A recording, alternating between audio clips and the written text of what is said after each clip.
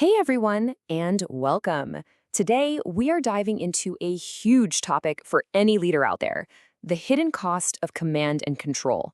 And more importantly, we're going to talk about the value first cure that can completely change the game for you and your team.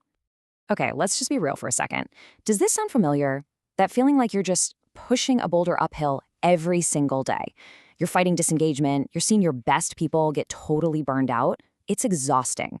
If that hits home, trust me, you are not alone. And here's the kicker.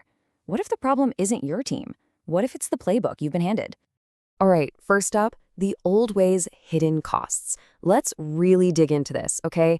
We're going to look at those costs that you can't see on a P&L sheet, but you can absolutely feel them walking through the office. So here's the crazy part, right? The intention behind this whole command and control thing, it's not evil. It's about driving results. It feels straightforward. It feels like it should work. But then you look at the actual impact and wow, it's a total culture killer. Trust just gets chipped away little by little. People get scared to try anything new. And innovation, forget about it. It just gets completely stifled. Okay, so why? Why does something that's supposed to get results actually do the opposite? Well, to get to the bottom of that, we have to talk about what's going on in our heads. We have to talk about being trapped inside the box. This idea comes from a book called Leadership and Self-Deception, and honestly, it's a total game changer. The box is basically this mental trap, a state of self-deception, where we stop seeing people as, well, people. Instead, they become objects in our world. They're either vehicles to help us get what we want, obstacles that are in our way, or they're just irrelevant. And here's the really insidious part. When we're in the box, we actually justify it to ourselves. We say things like, I'm just being direct, or I'm just focused on results. But what's really happening? We're treating people like objects, not humans with their own needs and goals. It's a super subtle, but man, is it a damaging mindset. So that's the problem. And yeah, it sounds kind of grim, doesn't it? But here's the good news. There is absolutely a way out. And that brings us to the solution, the value first cure. It all starts with this massive mindset shift. When you're in the box, you've got an inward mindset. Everything is about me, me, me, my goals, my needs, my deadlines. But the cure is the outward mindset.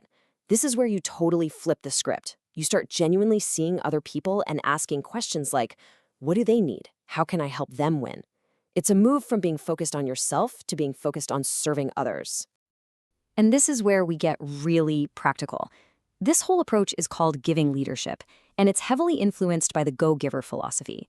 The idea is so simple, but it feels pretty radical. Your main job as a leader isn't to squeeze performance from your people, it's to create incredible value for them. And guess what? When you do that, when you help them grow and succeed, amazing performance just happens. It's a natural result. Okay, that all sounds nice in theory, but what does it actually look like when you put it into action?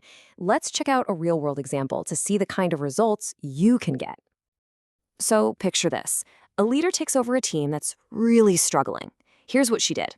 First, she built what Simon Sinek calls a circle of safety, basically a place where people felt safe enough to be vulnerable and honest. Second, she completely changed one-on-ones. No more boring status updates. They became real conversations about growth and development. Third, she taught the team how to have difficult conversations in a healthy way. And finally, she personally modeled a creator mindset, taking ownership instead of being a victim of circumstances. And the results? Well, they were pretty staggering. In just 6 months, team engagement scores jumped by 30%. And you know what that means? That's the difference between a team that's just punching the clock and one that is all in. And it didn't stop with engagement. Their innovation metrics actually doubled, which makes total sense, right? When people feel safe, when they feel like you've got their back, they're not afraid to bring their best, wildest ideas to the table. Okay, this next number is just wild. That simple shift, making one-on-ones about development instead of status, can boost a leader's perceived effectiveness by 432%. Let that sink in. 432%. That is the insane power of investing in your people, not just managing their tasks. All right, let's wrap this up. We've seen how the old command and control way has all these hidden costs, and we've seen the incredible results you can get with a different approach. This all comes down to one big idea, reframing what it even means to be a leader. Because here's the ultimate payoff, and it's huge. It doesn't just stop with your team. When you lead by giving, By adding value, you create this amazing ripple effect. Your team starts doing it for each other, and then they start doing it for your customers. It can literally change the entire culture of your organization. So, I'll leave you with this to think about. What would happen, really, what would happen if you walked into work tomorrow and approached your role not as a position you have to fill, but as a genuine opportunity to serve the people around you?